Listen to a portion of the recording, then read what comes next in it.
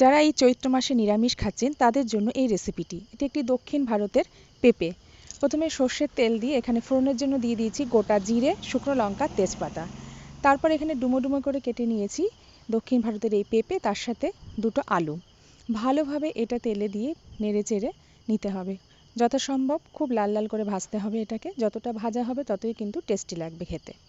এবার আমি আগে থেকেই পোস্ত, একটু সামান্য আদা একসাথে বেটে নিয়েছি, আর তার সাথে দুটো কাঁচা লঙ্কা।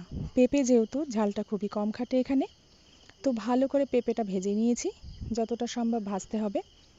দেখুন অলরেডি ভালোভাবে ভাজাও হয়ে গেছে।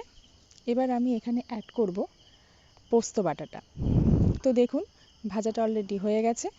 এবার দিয়ে দিচ্ছি পোস্ত, আদা, কাঁচা লঙ্কা বাটা। আদা খুব সামান্য পরিমাণে দিয়েছি, পোস্তটা একটু বেশি দিতে হবে। তো ভালোভাবে নেড়েচেড়ে নিতে হবে। পোস্তটা যত সময় না ভালো ভাজা হবে তত সময় কিন্তু নাড়তে হবে। পোস্তের কাঁচা গন্ধটা চলে যাওয়া পর্যন্ত আমি এটাকে ভেজে নিয়েছি। এবার অল্প করে গরম জল দিয়ে দিয়েছি, আবার একটু কষিয়ে নিলাম। দিয়ে দিলাম একটু জিরের গুঁড়ো। এবার আরেকটু কষিয়ে নিচ্ছি মশলাটার সাথে। ভালোভাবে এই পেঁপেটা কষিয়ে নিতে হবে। পরিমাণ মতো একটু চিনি দিয়ে দিলাম। যারা অলরেডি চিনি পছন্দ করেন তারা দেবেন, না হলে না দিলেও কিন্তু চলবে। তো আবার ভালো করে এই মশলাটার সাথে কষিয়ে নিলাম।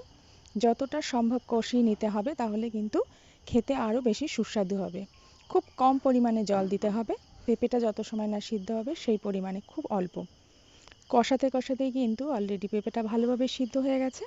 এবার অল্প পরিমাণ গরম জল দিয়ে দিলাম। তারপর কিছুক্ষণের জন্য ঢেকে দিলাম। 5 থেকে 7 মিনিট মতো এটাকে ঢেকে দিলাম, এবং অলরেডি এটা হয়েও গেছে সম্পূর্ণ। নামানোর আগে কয়েক ফোঁটা ঘি দিয়ে নামিয়ে নেব। খুব সামান্য পরিমাণে ঘি দিলে কিন্তু এর একটা সুন্দর ফ্লেভার আসবে। খেতেও অসাধারণ হবে এই রান্নাটি। সত্যি সত্যি যারা নিরামিষ পছন্দ করেন বা এই মাসে যারা নিরামিষ খাচ্ছেন তাদের জন্য এই রেসিপিটি কিন্তু দুর্দান্ত রেসিপি। তো দেখুন দেখতেও কত সুন্দর হয়েছে। তো ধন্যবাদ, আজ এই পর্যন্তই।